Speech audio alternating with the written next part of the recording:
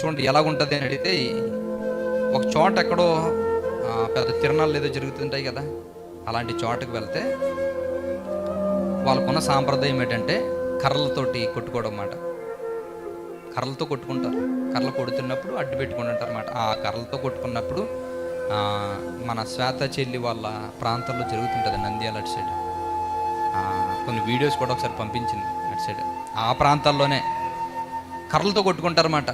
పెద్ద పెద్ద చేతి కర్రలు ఉంటాయి కదా, ఆ చేతుల కర్రలతోటి కొట్టుకుంటుంటారు. చాలా గట్టిగా కొట్టుకుంటారు. కొట్టుకోవడం అంటే ఆ కర్రను అడ్డు పెట్టుకోవాలి. ఒకవేళ కర్ర కానీ అడ్డుగాని లేదనుకోండి, తలమే పడిపోద్ది, తల చిట్లుకుపోతుంది. అలాంటి పరిస్థితుల్లోనే కొంతమంది కర్రలు పట్టుకున్నారు. అవతల వరకు ముందు యువతల వరకు ముందు అలా కొట్టుకుంటున్నారు. సెలవులకు వచ్చారన్నమాట. ఇది ఈ సమయంలోనే జరుగుతుంది అనుకుంటారు. మరి ఇప్పుడు దసరాలోనూ సంక్రాంతిలో జరుగుతాయి ఇవి. ఇప్పుడు ఇలాంటి జరిగే సందర్భంలోనే ఒక అబ్బాయి ఇంజనీరింగ్ చేసాడు, మంచిగా చదువుకున్నాడు, మంచి జాబ్ సంపాదించాడండి. అలా జాబ్ సంపాదించిన తర్వాత ఆ ఉద్యోగం సంపాదించి, ఆ ఉద్యోగంతో చూడండి, ఆ ఉద్యోగం సంపాదించిన తర్వాత వచ్చాడు ఇక్కడికి. ఇప్పుడు ఉద్యోగం సంపాదించిన తర్వాత ఇక్కడికి వచ్చిన తర్వాత ఊరందరికీ చెప్పుకున్నాడు. వాళ్ళ అమ్మాలు చాలా హ్యాపీగా హ్యాపీగా ఉన్నారు వాళ్ళందరూ.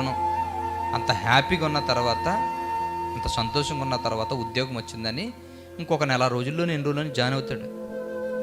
అమ్మాళ్ళు అన్నారట, బాబు పడుకోరా, ఇంకా గొడవల్లోకి గట్ట వెళ్ళొద్దు ఇలాగనంటే, వాళ్ళ అమ్మాల మాటలేదు. ఫ్రెండ్స్ రారా ఏముంది, దూరంగా నిలబడతాం కదా ఇలాగనుకుని, దూరంగా ఉంటున్నటువంటి పరిస్థితుల్లో దూరంగా ఉన్నారు. దూరంగా ఉండి చూస్తున్నప్పుడు ఏమైందంటే, ఇంకా దగ్గరికి వెళ్దాం అనుకునేటప్పటికి అలా కర్రలతో కొట్టుకుంటూ ఒక కర్ర వచ్చి ఈ అబ్బాయి నెత్తి మీద తగిలిందండి. స్పాట్లో చచ్చిపోయాడు. అంతా అక్కడ పడిపోయాడు.